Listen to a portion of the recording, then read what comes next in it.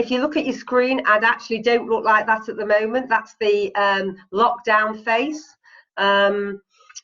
I was thrust into self-employment 28 years ago, having been made redundant from the British Airports Authority. And friends used to say to me, well, you write business plans and you're a marketeer, can you help me? And it grew from there. So I've got a wide range of, well, sectors really, particularly professional services, retail. I'm a Princess Trust mentor. I work with a lot of graduate entrepreneurs. Worked with the University of Salford on and off for about 15 years on different projects.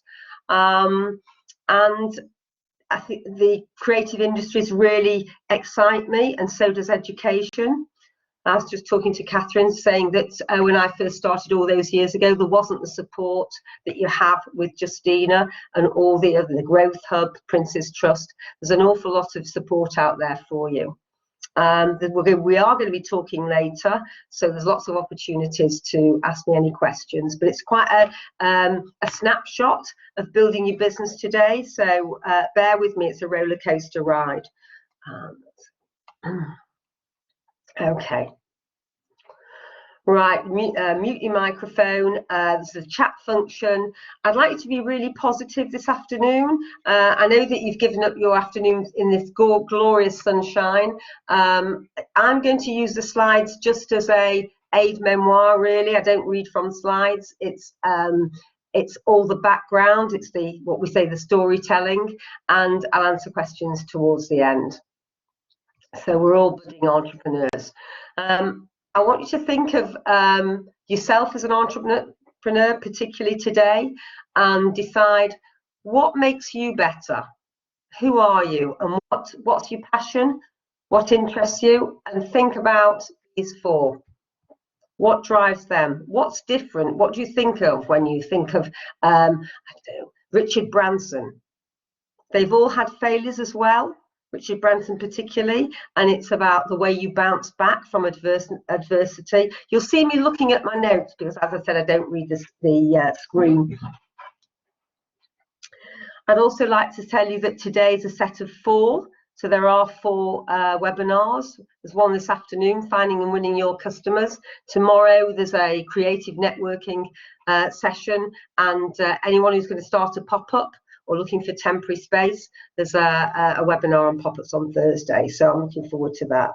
So I'd like you to think about yourselves as an entrepreneur, and just if you've got a pen and paper, write down the qualities that you think that you need, and we'll sort of refer back down to that later on. Okay. If you do have a pen and paper, I'd like you to write down this. Michael Gerbera, and it's a book, you can get it online, called The E-Myth. And what he's saying is that there's the idea, it's the myth, that anybody starting a business actually has a business challenge and an idea. What you usually find is that we have somebody who's technical, that you have the expertise and you're a doer, but that doesn't really lead to setting up a business. And that I think you've got to be very wary about just doing something that you like and you're setting a job for yourself rather than a business. So it's about looking at the business as you, as your product. I hope that resonates with everybody. So if you're looking to start a business and grow a business, there are 3 areas that we need to look at about you. So what are your management skills? There's the management area of the business. So that's very, very practical. Moving the business on, what sort of accounts do you need? Then there's the entrepreneur, we call them the deal maker. That's about the visionary. The problem with the visionary is that we're not we have the vision, but whether or not we can stand back and actually go through the steps, that's something different. And then there's technician, which is what you do.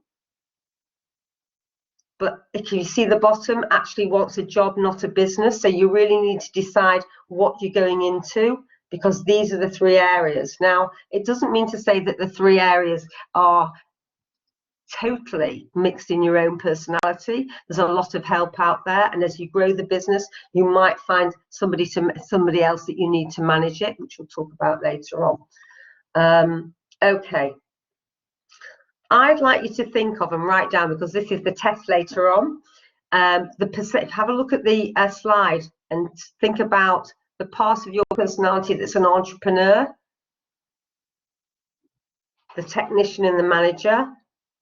And if you could, and you're very happy to unmute yourself and tell me what sort of percentage in the mix that you have, and how do you think that you need to adapt your skills. Does anyone want to feedback at all? Anybody? Catherine? Hello, I don't mind. Hello. Hello. Well, I think I would say probably mostly technician, Yeah. and then manager, and then less so, not great, but less so would be entrepreneur, because I get worried about spending money and not getting it back, or I worry about wasting resources and just spending things, not necessarily money, but other things, and not gaining on it, and that being wasteful. So right. I don't necessarily like kind of forge ahead, but yeah, that's probably what okay. So I actually think there's part of that I agree with you, because there's a big difference between risk and calculated risk. Yeah. Okay. Risk and calculated risk. So the idea is that, you know, a risk is betting on the 330 on the Grand National. Yeah. A calculated risk is the trainer betting on his own horse. So that's the difference. So, you know, business is a risk, but you can, by market research and researching your market, that's the way to eliminate certain of those problems and those risks. And there's another way of, I always say, test your marketplace first. Don't launch early. And if anybody's running a focus group and asking people to see what you think of your idea, whether it's a piece of clothing, whether it's an app, whether it's a piece of pottery or a service, don't ask your family or your friends, because everybody wants you to do well. And so you really need that critical feedback. Does that make sense? Yeah. It does make sense, yeah, and it is something. So I do tend to spend money and gamble on things, but I won't do it unless I think it's more than definitely more than 50% likely to get something bigger back. But that's great. I would bet more the more certain it is that I'm going to get a lot back. Right. Not that. Yeah, that's risky. fine. That's the way forward, and you build on that platform. You build on that platform. Anybody else want to chip in by the chat or unmute yourselves?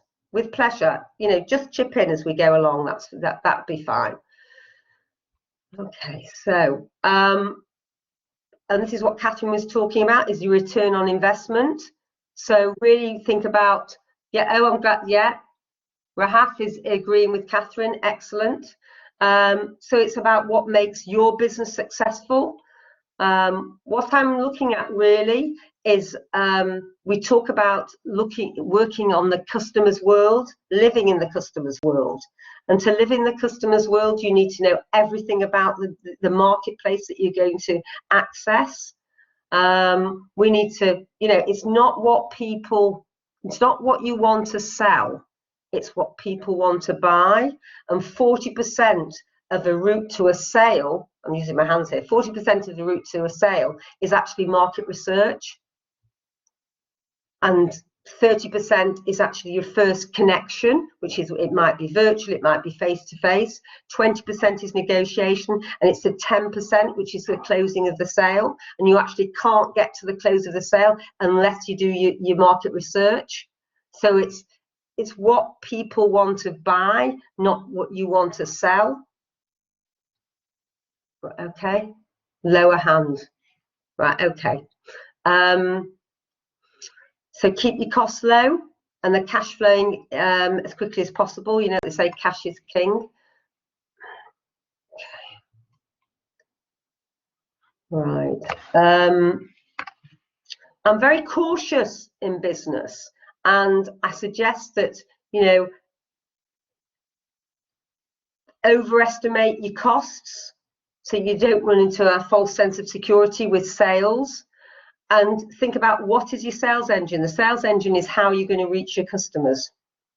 You know, what are we doing? Are we face-to-face, virtual?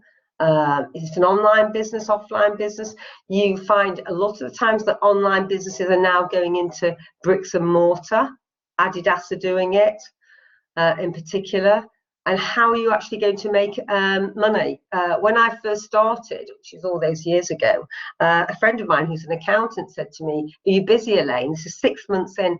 I said, "Yes, I'm busy, I'm busy, I'm busy." You know, I was busy. And he asked me a pivotal question. And the question was, how many invoices had you sent out? Had I sent out? And the fact was, I'd only sent out 2 in 6 months. So what am I busy doing? Yeah, so what's your sales engine? Okay. Testing.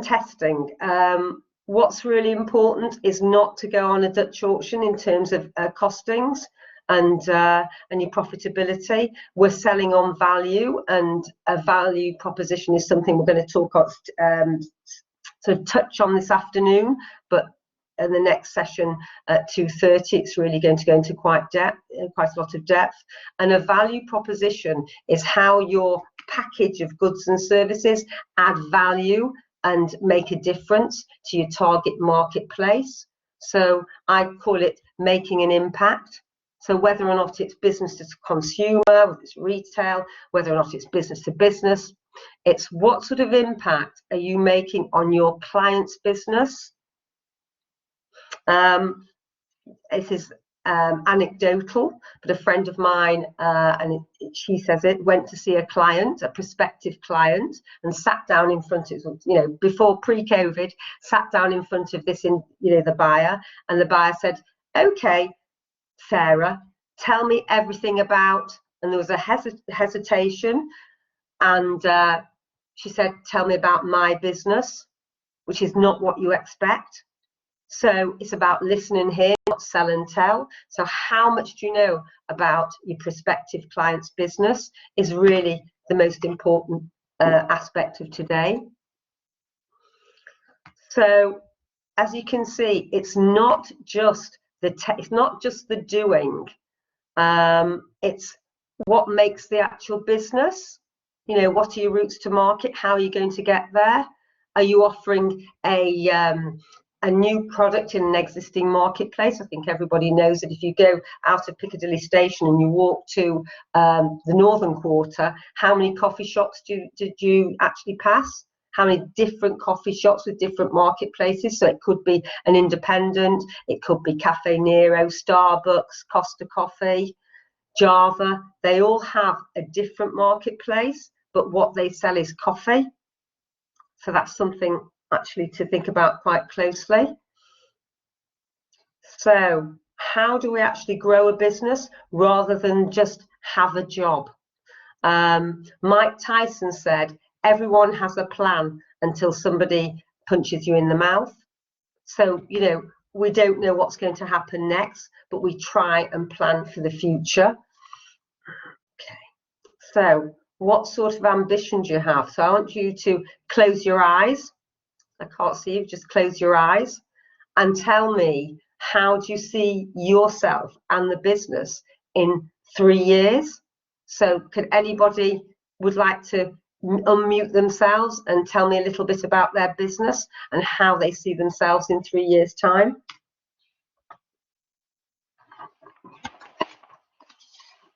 Okay, I'm going to wait.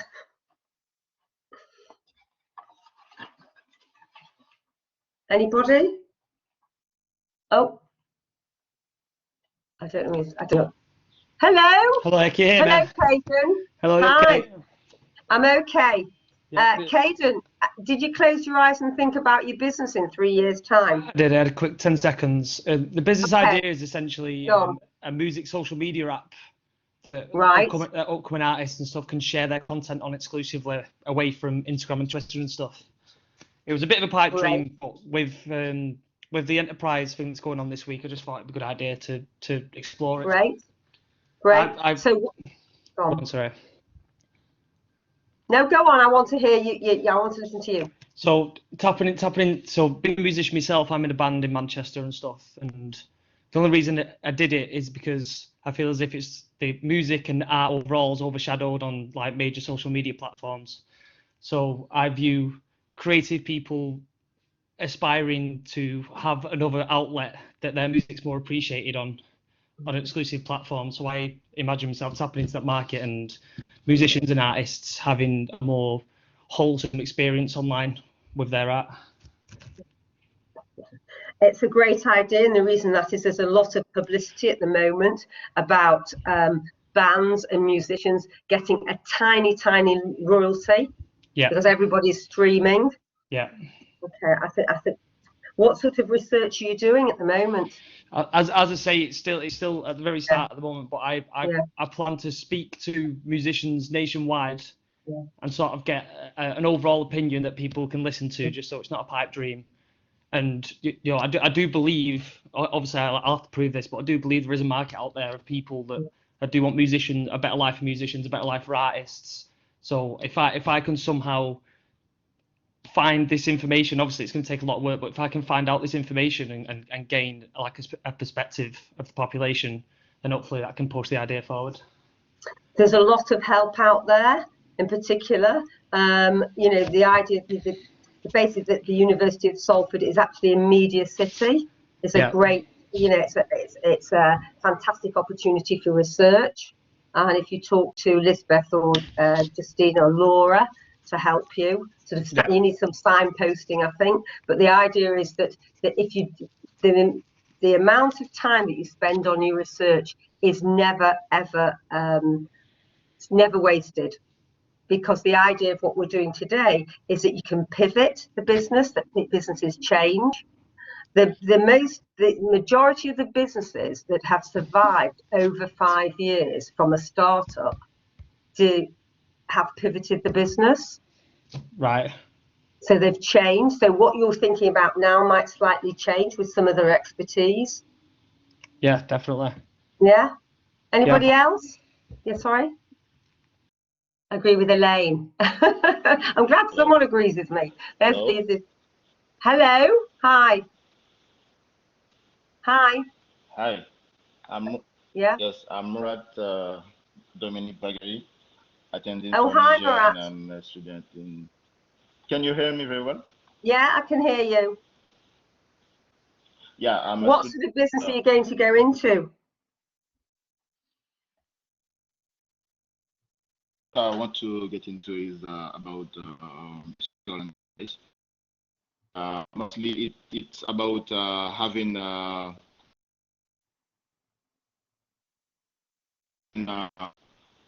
have more impact on the. Okay, Murat, the sound quality is really poor. So what I suggest you do is if you put something in the chat and we'll look at it later, and you can always get in touch with me by email. Is that all right? Because you're breaking up. Is that okay? Yeah. So stick it in the chat and we'll address it at the Q&A. Okay. So what's the opportunity? I'm going to ask you if anyone. Sorry, go on. Murat, I can't hear you very well. So do you want to put a question in the chat and we'll address it at the Q&A, or you could email me later? Is that okay? Okay, I'll do that. Yeah, yeah, great. That's okay. It's just that it's very difficult to hear you with your connection. I want you to look at your strengths. I don't know whether you've done a SWOT analysis on the business or yourself, but just to give you an idea, the strengths and weaknesses are internal to the business, and the opportunities and the threats are external. And the third bullet point, how to attract, convert, close and delight customers. We call it making a customer sticky. Yeah. My idea is guided walks. Okay, I'm just going to write that down about the guided walks. Okay. And give yourself a competitive advantage, and that is, what do you do differently? I'm very keen on small businesses because they can adapt very, very quickly, and it's personal, and you can provide a bespoke service. And as far as the value proposition is, as I said, what makes the impact for your customers. So it's not about us, it's about them and living in the customer's world. Okay, I think we've got to be very frank with ourselves about our major weaknesses, and I'll tell you about mine. My major weakness is that I set myself up as the principal in the business, and it's about me, basically. I've been involved in for 28 years. However, if I walked out of here and broke my leg or couldn't move or couldn't travel, how would that affect long-term business? So I think you need to think about that, because the strength could also be part of a weakness. Okay, right, okay, that's great. Email me afterwards, yeah. And finance, what sort of funding do we need? Or do we need some seed funding? Have you got any savings? What sort of risk are you going to put yourself under in terms to start the business? I'm very keen on people side hustling. So you find that COVID in particular, if people are on furlough, have started side hustling, doing something on the side and developing it until the actual sales take over. People, do you need any more people to support you? And facilities, do we need an office? Do we need a workshop? All these things that we have to consider. So the questions to ask yourself this afternoon are, do you have the ambition to grow? Where are the opportunities within the marketplace? And can you grow? New competition, right? Oh yeah, Elizabeth is talking about new competition for funding from the government. That's great. And we've also got our own competition here. So principally, just to paraphrase what I've just said, is have you got the heart, the head, and the finances to actually move forward? Okay. That's called heart, head, and wallet. Right, now, the majority of today, what I'd like to talk about is the business model canvas. And it's where you break down the business into, well, it's 9 building blocks. And the 9 building blocks are how to build a business, how to change a business, and you might need to pivot it, and look at your gaining your customers' value from your goods and services. So I think we're going to be, right, there we go. And it's perfect because it's a single sheet. So no longer do we have to have a business plan like this. Okay, right, now I'm now going to ask Elizabeth if this works with technology to play the video. Let's see how we get on. Okay, 1 second, I will. Okay, play the video. so can you bear with us, everybody? Okay.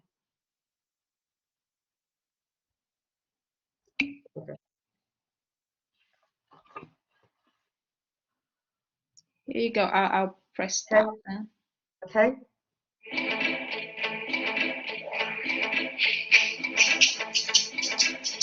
An organization's business model can be described with 9 basic building blocks: your customer segments, your value proposition for each segment, the channels to reach customers, customer relationships you establish, the revenue streams you generate, the key resources and key activities you require to create value, the key partners, and the cost structure of a business model. But it's not sufficient to just enumerate the 9 building blocks. What you really want to do is to map them out on a pre-structured canvas. This is what we call the business model canvas, the tool that helps you map, discuss, design, and invent new business models. Let's briefly go through the 9 building blocks, starting with the customer segments. These are all the people or organizations for which you're creating value. This includes simple users and paying customers.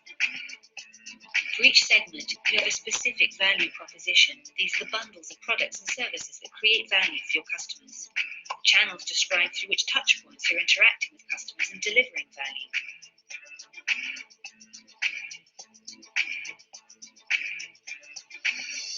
Customer relationships outline the type of relationship you're establishing with your customers.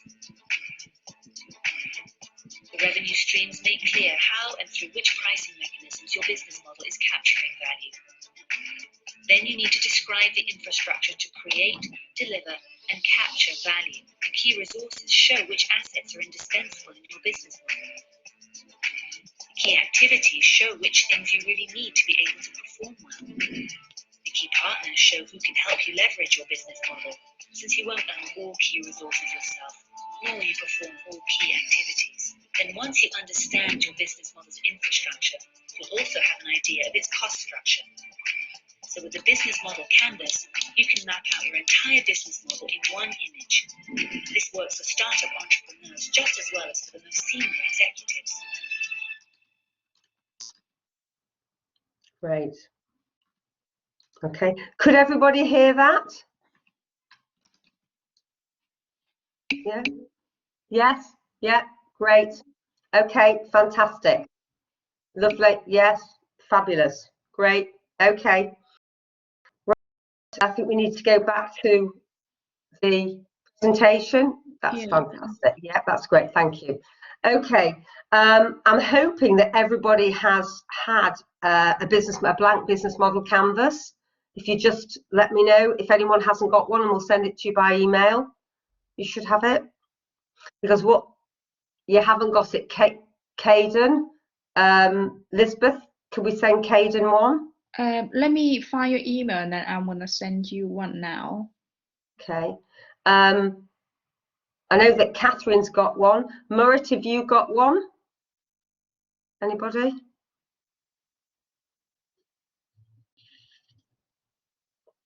Okay. Right. Hello, Jessica.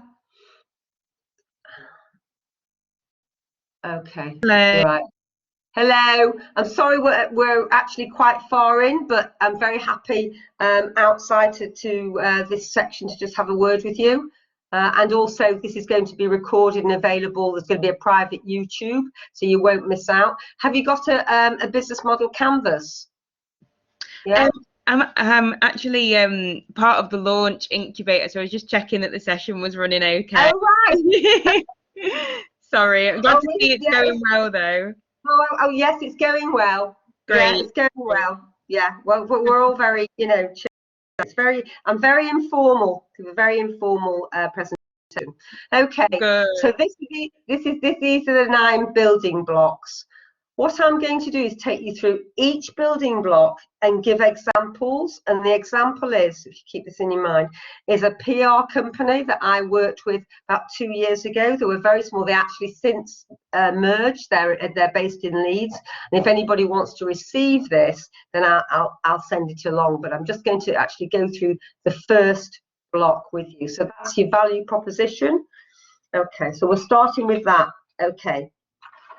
So it's not only your package of your goods and services, it's how you present an advantage, what differentiates you from everybody else, and it's as much as about you as the products and services.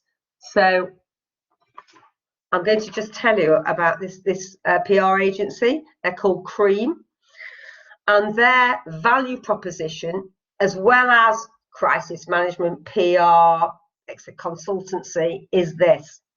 They saw themselves as authentic, which is really important, results driven. They see their clients as not an invoice at the end of the month. They're plain speaking. They're actually genuinely friendly. And there's a difference between being, I think we've all experienced it, someone being friendly and genuinely friendly. And there's a kindness culture in the organization, so they give back. So, what do we provide for our prospective market, target market, and what's the value of our package of goods and services? What do we do for the company?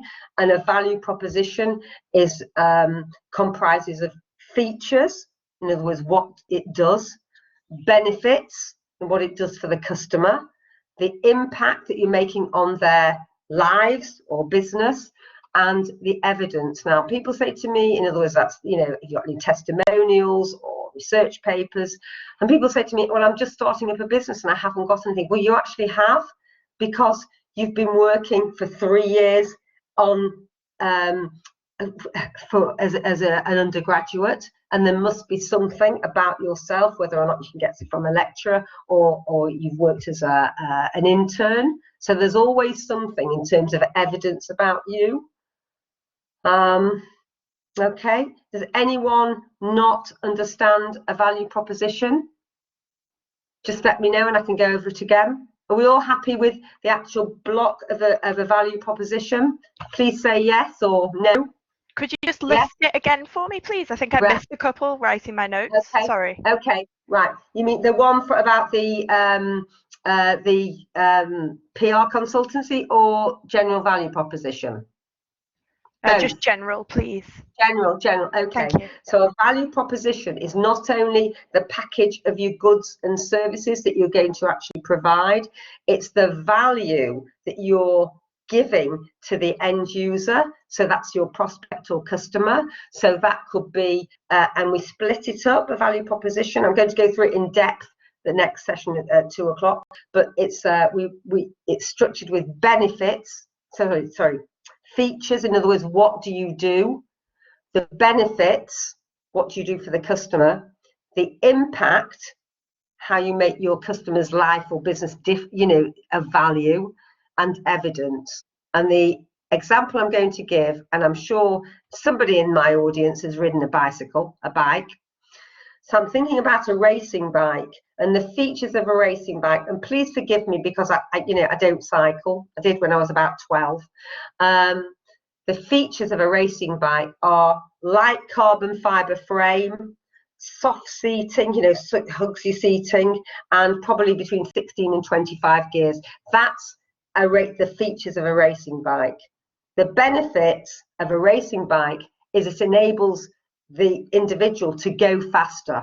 In other words, why do you want to buy one?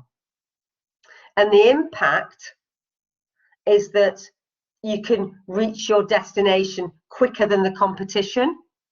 And the evidence is you standing on top of the podium with a cup because you've won first prize, you're first in the race. So does that actually give you hopefully a visual explanation between the difference between features and benefits, the impact and evidence? Is that okay? Anybody?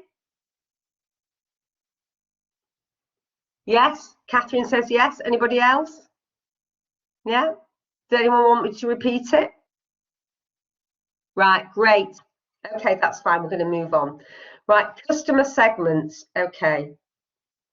We're not dealing with a homogeneous group here, because the idea is if you have your customers in certain sectors or segments, it enables you to market yourself to different sectors, because not everybody needs communicating in the same way.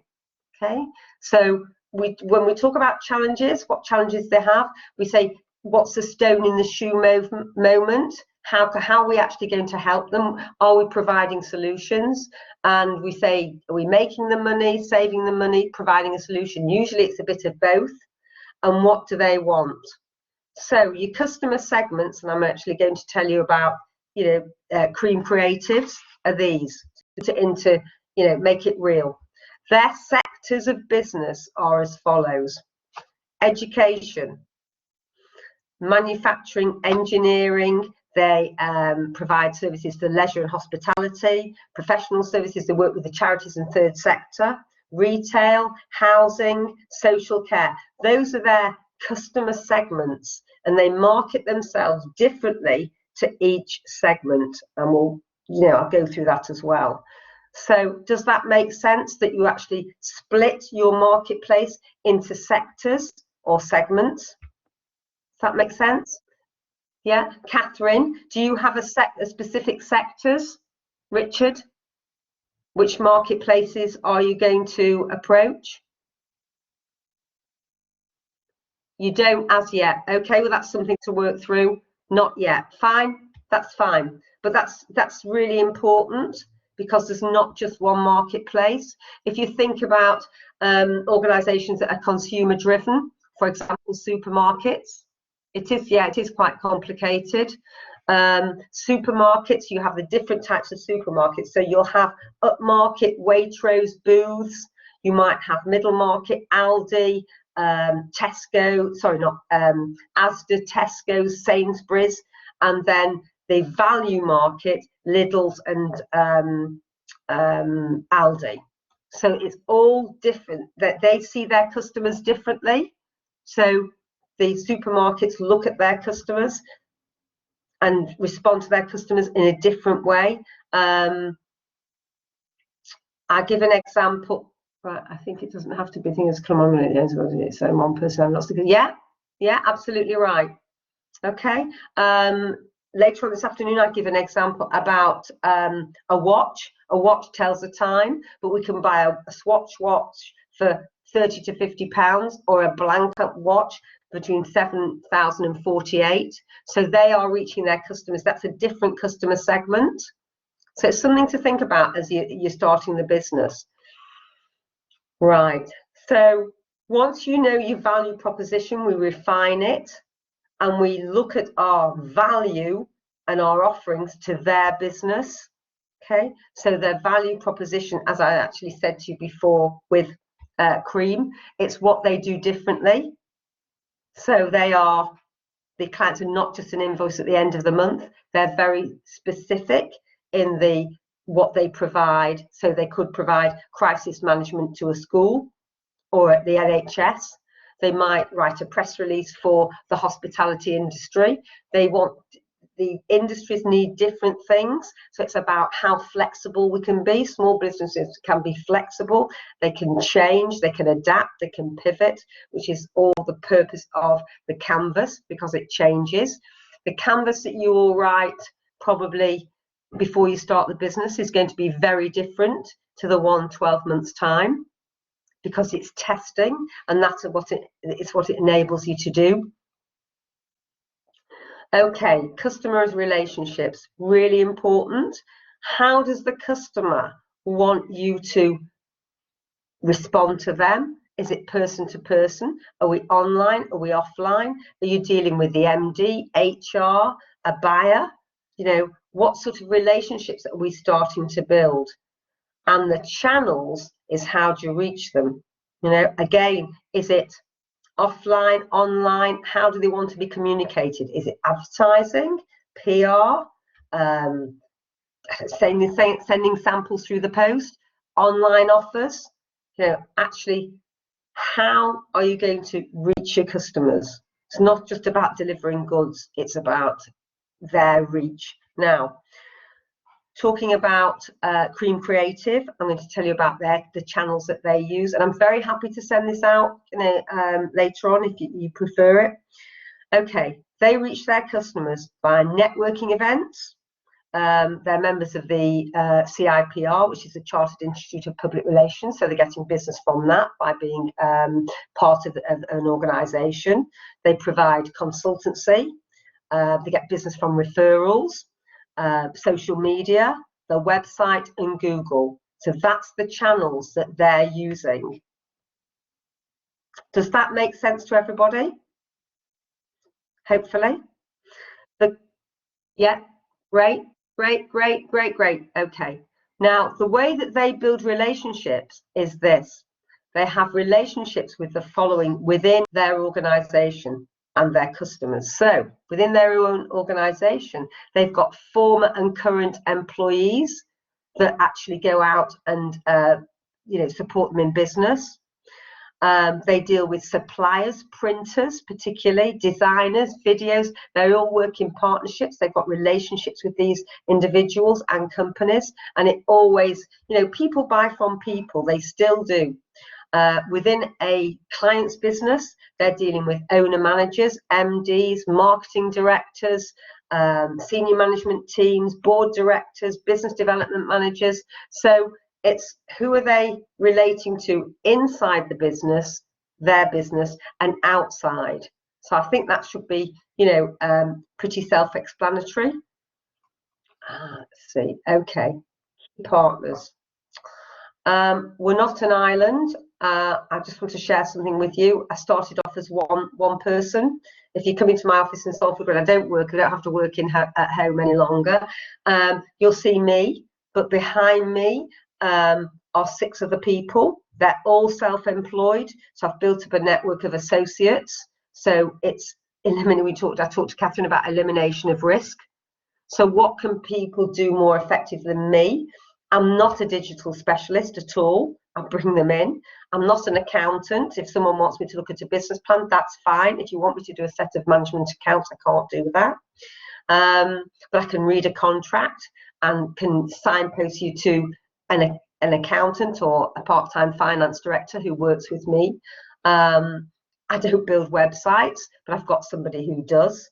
So can you see how that will enhance your own business as you grow? So you're starting off with yourself, but behind you there's everybody else. As you we'd call it meet, like, and trust, as you meet people along the way. The other people that can help are sitting in front of you. It's Lisbeth, it's Justina, it's Laura, it's Santander, it's the University of Salford. They're all there to help you. It's the banks. There's such a lot of support out there, the Prince's Trust, your lecturers. So these are people who are going to help you on your way. The key partners for Cream are their own team, their clients, their key contacts. We call them champions. Who's actually going to recommend you? Much later on in all the decades, most of my business comes from referral and recommendations. I pop up like a jack in a box. One of their Cream's key partners are other PR companies that are non-competitive.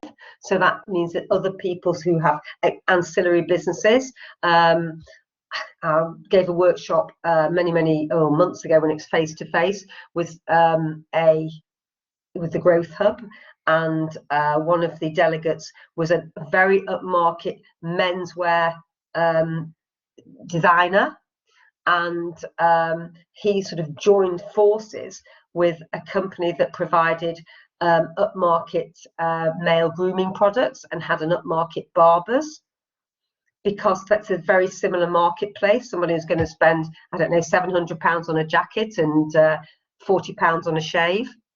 So they talk to each other and say, okay, where's your customer base?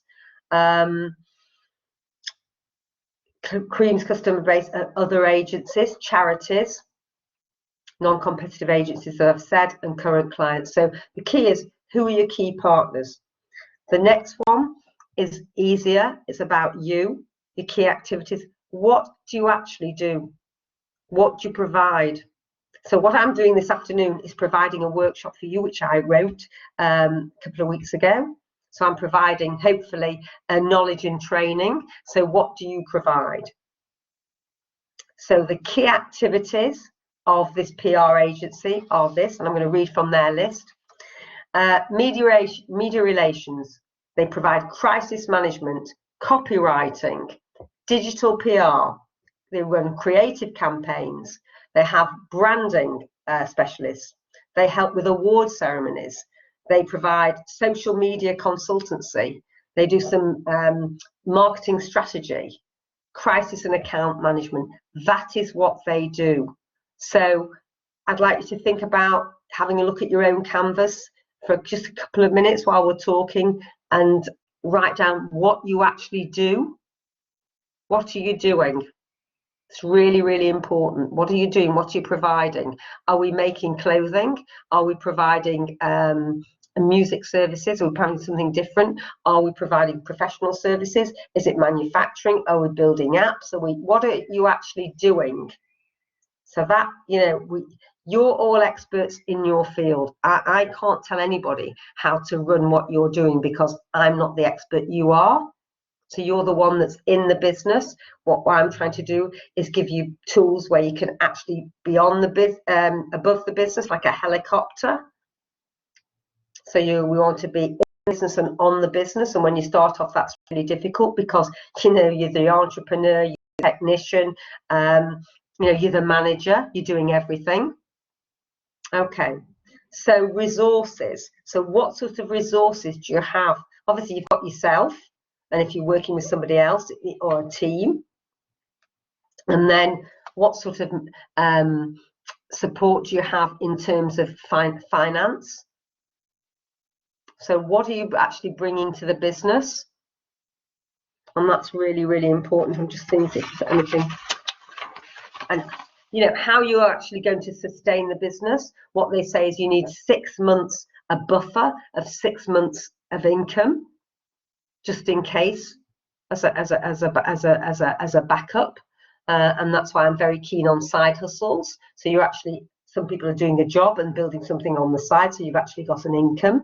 I was talking to Catherine about a designer that I'm working with, was actually a part-time job in a pub, and that brings a, you know, additional income at weekends. You can earn quite a lot of money with you know, overtime and tips, and that helps her sort of plow money back into the business and the quiet times. So, okay, so key resources for the PR company are this. They have 2 directors, they've got an account manager, an account executive, and this bank of associates. So not everybody is providing the services, they're going out. So you might be doing that eventually. So you're buying in services from other self-employed freelancers, and that's how you build a business. So it's not just, you're not, you know, it's also said at the very beginning, you're not providing a job for yourself, you're providing a platform to build a business. So the product, you and your goods and services are the business. How does that sound? Do you want to do the feedback? Does that make sense? Anybody? Do you find it that it resonates with you and what you're trying to do? These building blocks.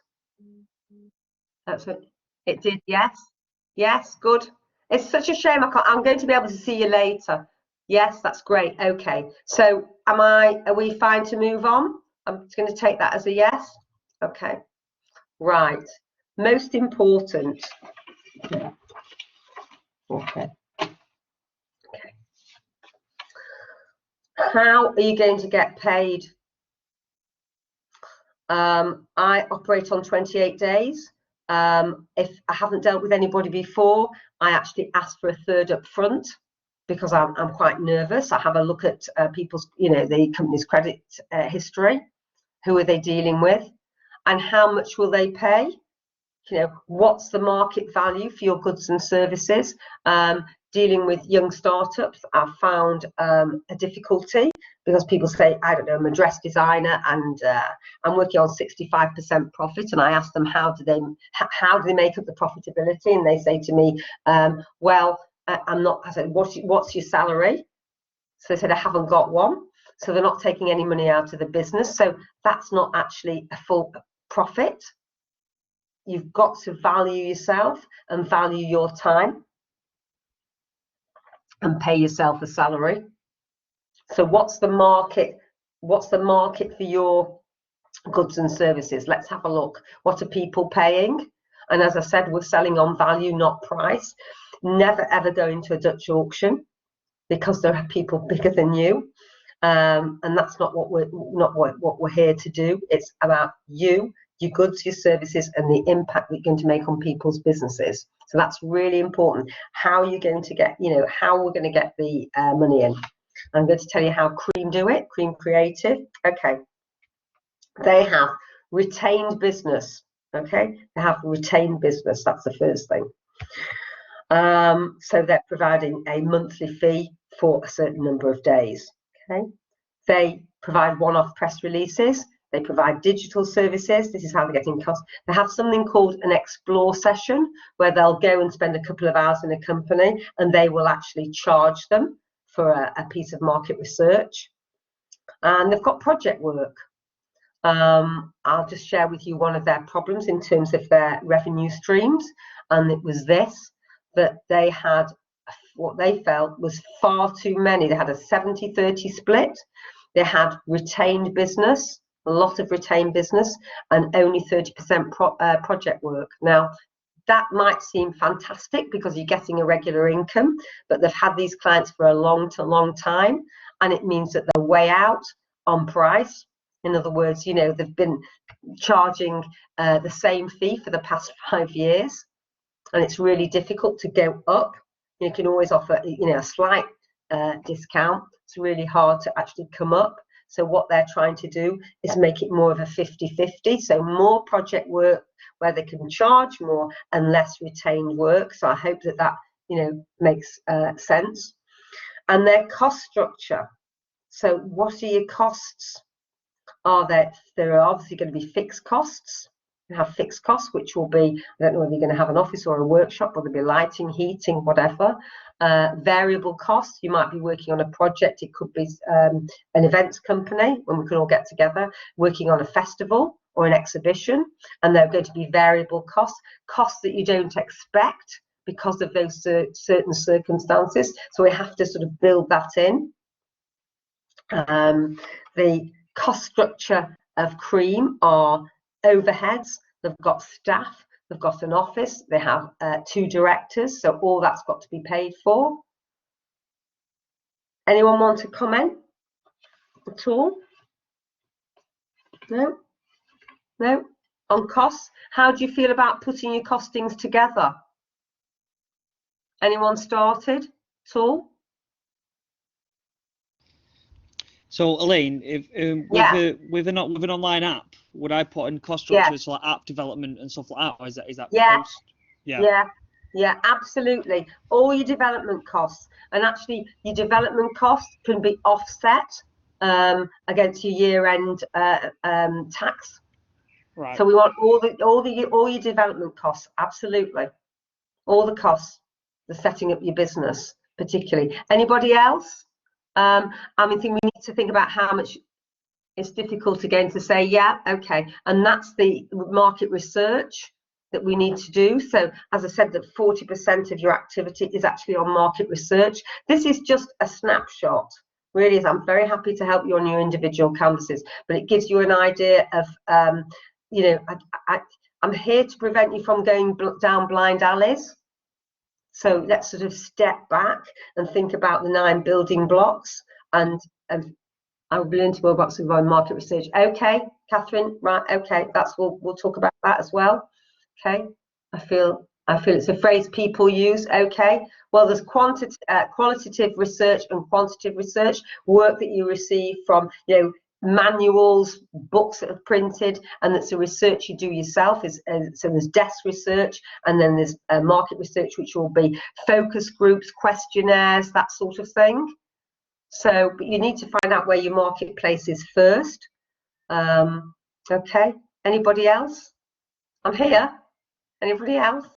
Okay, so, right, I'm going to ask you, this is about a business model canvas for a company that is very, very well known.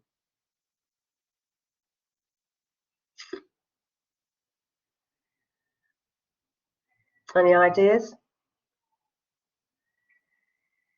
I mean, it's very, you know. Spotify.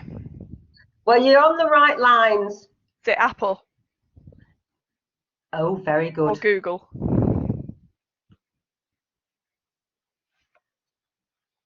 Yeah, there you go. So it's Apple iTunes. Now, I'm right on time because I said it was an hour, and then, you know, there's a Q&A. There's a lot on Q&A. So I think that, does anyone want me to go over any of the building blocks before we start the Q&A? Do you want to play the video again? Anybody? Speak to me. I'm okay, thank you. We're all good. Step 3. I think we're Step half. 3. Yeah. Okay, step 3. Right, okay, step 3. Okay, we'll go that. Okay. Right. There we go. Right. Okay. I'm going to talk. Right. We're going to go through the value proposition. Okay. Right. When you look at your customer segments, in other words, it might be whoever asked the question. Can you tell me what your customer sectors are? Catherine. Is it Catherine? Okay.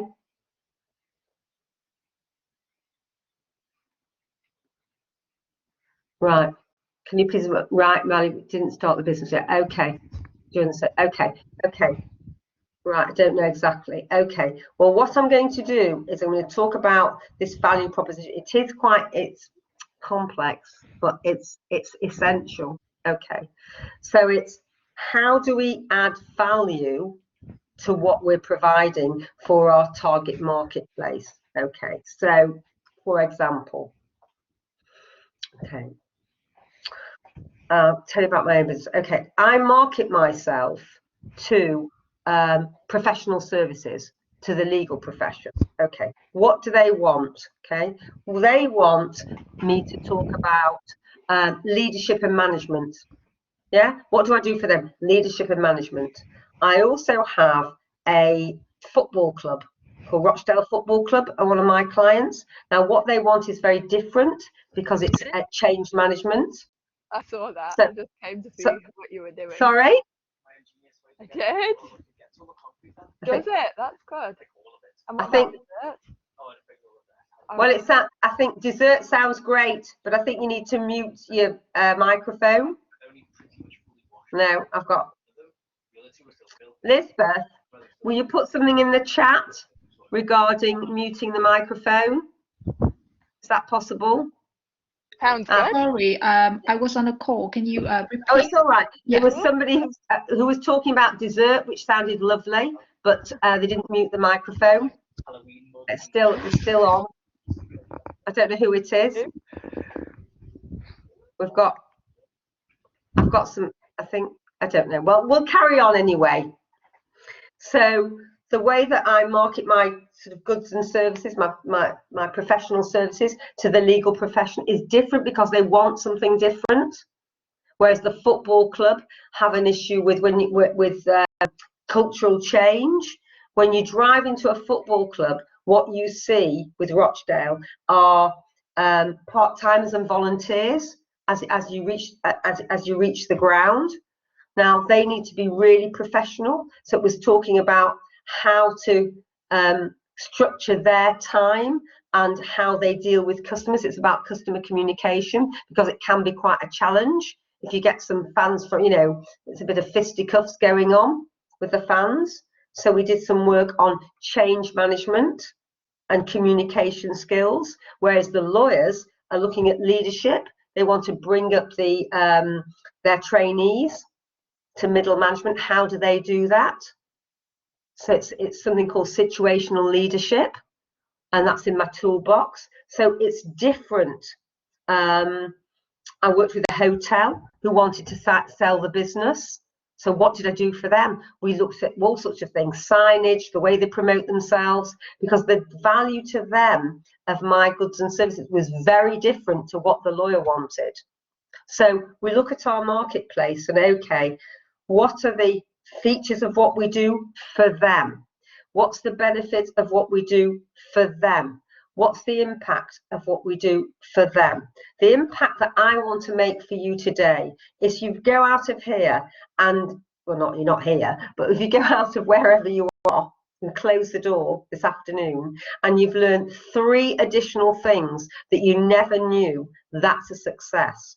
If you say to me, you know what, I've decided I don't want to do this, this is something that is not for me at the moment, that's a success because it's elimination of risk. There's always time to pivot. Yeah, but okay, look at businesses at the moment. What's growing? What marketplace is growing? Vegan foods, lactose free, everything, gluten free. Where was this? Where was a vegan restaurant 10 years ago? So the value proposition for that restaurant is very different from a restaurant in the centre of Manchester called Brazil, which is meat. Yeah, that's all, massive steaks.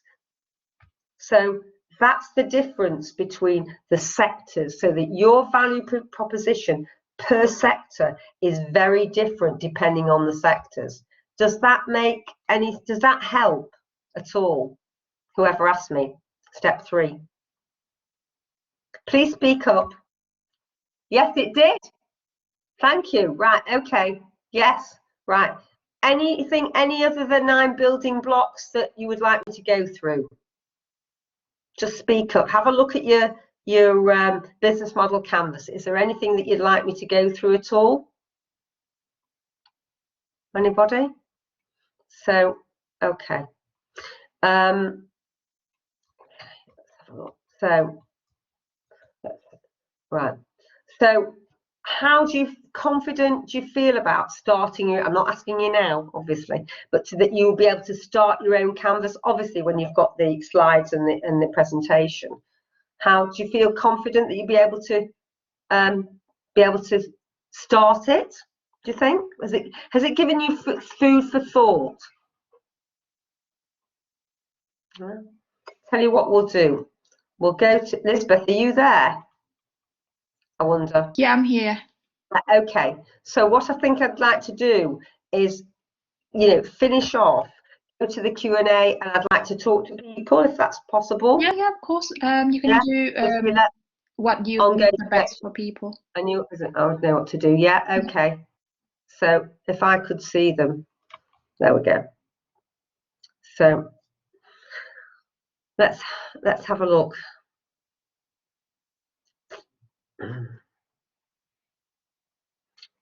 So how do I do this?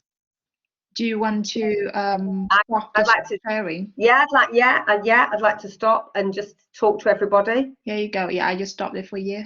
Yeah. Okay. Before I think I can do the canvas. Yeah. Okay. Okay. Everybody, do you want to unmute yourselves? Hello. Hello. Do you want to put your cameras on? I don't mind. Mine's on. I would, but I don't have one. Sorry. Oh, right, that's okay. Anyway, you can have your cameras on or off. Firstly, I'd like to ask you how you felt about what the last hour and 20 minutes and how left the hour and 10 minutes. Has it been of value? Definitely the insight I needed into it. Yeah, Richard, is that? Yeah, I mean, it's been good. I enjoyed the session late, so it was a little bit difficult to pick things up, but I sort of got there with it, and it was useful, yeah, definitely, but hopefully I'll be able to watch it back again later, the early Yeah, part. you will be able to watch it back, and if you want any help with the business model canvas, then if you talk to Elizabeth, and we can arrange something in a one-to-one session. Yeah, that would be useful, definitely. Yeah, Caden, how did you feel about it? Yeah, put a bit of confidence into the ideas and stuff, and to put it all into context really, because as I say, it's just been an idea that I've chatted to a few people about, but with that that form I've just been emailed, I think we can really put it into put it into layman's terms. Yeah, and there's a business model canvas. If you just look on Google for a business model canvas, they'll show you. You'll have that as information as well. Yeah, Elizabeth has just put the email out. If you want to drop an email to her at Salford as well. Catherine, how did you feel about it? Do you know three things more than when you walked in? I do know. I can think of at least 2, so I can probably think of 3 if I just stop and think about it for a minute. But I just still not sure what I want to do. I'm just trying to figure out how I fit in, I guess. I don't. That's fine, and that's fine, because the more time you start, on the thinking, it's you can't get that back. So that's really important, and it's about your marketplace. Where is it? Where's this marketplace? Because the marketplace is not totally homogenous. Is there anybody coming this afternoon at 2:30? Anyone joining us for the next one? Coming to that, yeah. Yeah, does it just roll over on this link, or will we have to access the other link through Eventbrite? I don't know. Lisbeth will answer that for me. It'll be another link. It's another link. Okay. It's another link. I think if you register with us on Eventbrite, you will receive the email as usual. So you should have a link to access to the next session. Yeah. Thanks. Yeah, and we're going to go through buyers' roles, how to approach a buyer.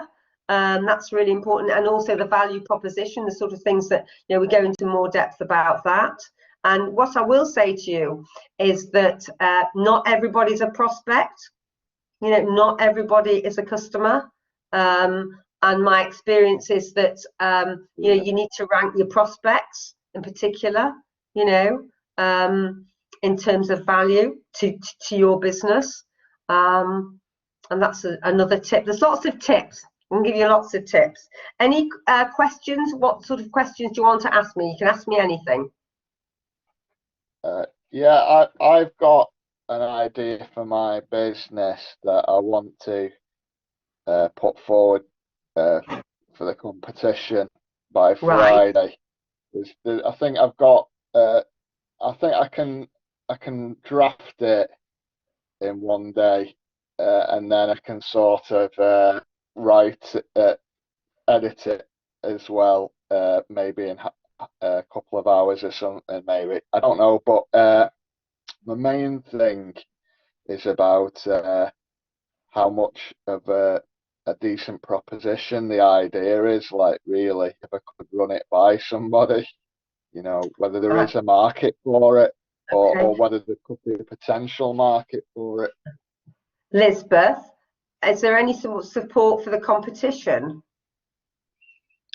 For the competition, again, can you drop an email to the email I just write down here? Yeah, Lauren. We can answer any question, and we have, if we can support you in any way, we can keep in touch with you through email.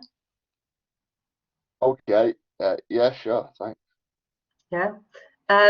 Next question. I've got, before you think about it, I've got a bit of advice. Who watches Dragon's Den? Yeah, we've seen that a few times. Yeah, I'd really, if I were you, I'd watch Dragon's Den, particularly if you're pitching for that competition, and you'll find that, you know, look at Deborah Meaden and Catherine. She's very into sustainable businesses, particularly. I will look into that, thank you. Yeah, and because it's the way you present yourself, and they're really hot on figures, on projections. So people come in and say, oh, I'm going to, you know, they want, I don't know, 200,000 for 5% of the business, and the business is worthless. It's worth nothing. They haven't even started. So, you know, they can be quite tough, but it's really, really good. Have a look at the back, you know, the back episodes on iPlayer. It started on BBC Two, it's now on BBC One, but it's Dragon's Den. It's superb. Honestly, you'll find some, you know, and they make mistakes. They turn down Truckee, you know, the little case, the travelling case. They turned it down for kids. Yeah, my son's got a Trunky. Yeah, Trunky. Yeah, they turned that down. Yeah, I've watched quite a lot of Dragon's Den, but I haven't looked specifically into Deborah Meaden. Yeah, look into Deborah Meaden. She's backed lots of sustainable businesses, particularly. But what I find is that a lot of people, they'll call it sustainable, and you know, there might be an aspect of it which is slightly better than maybe some other things, but actually really it's just greenwashing, and we're still living in this world that's perpetually trying to use up resources quicker than we can produce them. I would go on her Twitter feed. You'll find it'll be really interesting. Okay. You need, you know, for you, it's like-minded people. I would build up my partnerships and alliances. Catherine, I really would. You know, to get a community of you together. Okay. So don't work alone. Yeah, don't be a lone I'm not voice. great at that. Well, you know, because I can control what I do. Right, okay. Well, in that case, I would, if I were you, come tomorrow to my creative networking session at 2 o'clock, and I'm going to show you how to network. I will do. I've got it booked in. Thank you. Great. Anybody else? Please, you know, here I am, ready for you. Okay. If there's nothing that you want to ask, I want to thank you very much for your attention. It's glorious out there. I hope you've enjoyed it. I hope it's given you a snapshot of actually starting a business, the sort of building blocks that you need. And if there's anything I can do, you know, with pleasure. Elizabeth, I think that you're going to, you got anything to add? I just want to thank you all to join in this session with us today. And if you want to register for the next upcoming section with our other speakers, you feel free to register with us on Eventbrite. And if any of you are international students, we will launch a new program called Launch Global. Will start from the 14th of June until 31st of July. And we will send out the link for you to register very soon. So hope to see you two in the future. And so do I. I'm here all week. It's very great. The session is amazing, Elaine. It's very easy to understand, and you explain everything so well, you know. So I'm glad that I attend this session as well. Good, good. Okay, so Elizabeth is my technical guru, so you're going to have to tell me how I can get back to Elizabeth, how I can see you, Elizabeth, so we can have a chat. And I say goodbye to everybody and thank you very much, and anyone who's attending at 2:30. I'm looking forward to seeing you. Okay, thanks for your time. Okay, thank you, Richard. Bye. Thanks, Aidan. Thank you very much. Thanks. Thank you. See you later. See you later. Thanks, Elaine. I'll see you again Take at care, 2:30. Catherine. Yeah, please keep in touch. Yeah. Elizabeth, can I ask a quick question, please? Yeah, Are of you course. from Launch? Yeah, I'm from Launch. So I was looking at the competition that you have up, but I found like 3 different links. So one was for a £1,000 grant, one was for nearly 5,000, I think, off the top of my head, and then there was another one. But when I was looking at 2 of the links, so the one that was for more money, that is not applicable to me because I'm not actively involved with Launch at the moment, so that's fine. But then the other 2 I was looking at, one of them, it says that the deadline has already passed, and the other one says that the deadline is coming up. So I was just wondering, is it the same competition that's just has the deadline been extended, or what? I'm just a little bit confused with what's happening there. Can you send a link to me, please? Because I think the coming up one should, because I don't know which link you are looking at. So I would say it could be the Launch Global, because we will have a competition for Launch Global, but that one will be for international student only. So if you kind of if you can drop me an email at launch at salford.ac.uk, so I can see which links do you have.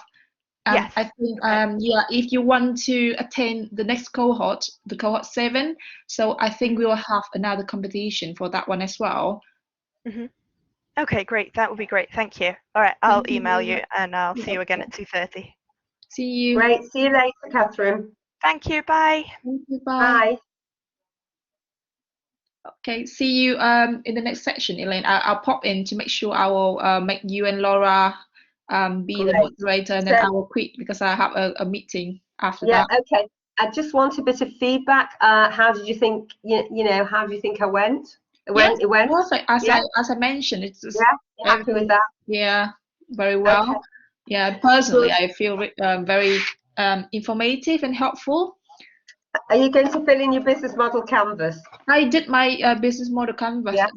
Actually, I finished my first phase of market research, and we will launch in July. Right. We are working on our website, and it's a bit complex website as well, and so it takes a bit longer than normal to build a website. Yes. So, but yeah, I had a thought of maybe I'm gonna just ask you for a favor, just a chat. Yes. Yeah, because I'm absolutely. working on of course. my I'd like to hear, marketing proposal, you know. Yeah, I'd like to hear all about it. If you want any help, absolutely, I'm here to help. Yeah, of course. I'll contact you later. Yeah. Okay. I'll see you at 2:30. Well, I won't see you, but I'll see Laura at 2:30. I will pop in as well. I'll pop in to make you the moderator. 2:15, isn't it? I'll be there at 2:15. Yeah, To yeah, set up. yeah. Yeah. Okay. All right. Time for lunch. Yeah, you too. Bye. See you later.